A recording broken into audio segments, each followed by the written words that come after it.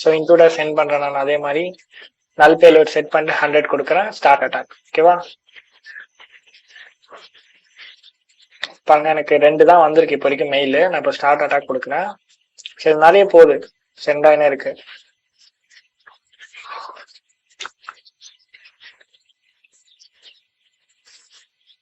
இப்போ எனக்கு இங்க ரிஃப்ரெஷ் ஆயிட்டு பாருங்க, அதிகமாக தான் 26 வந்துருச்சா.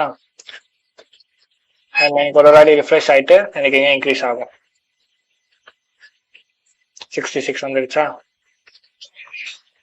ஸோ 103 டோட்டலா. இது வந்து ஆப்டிடியூட்ல ஃபைன் பண்ணது.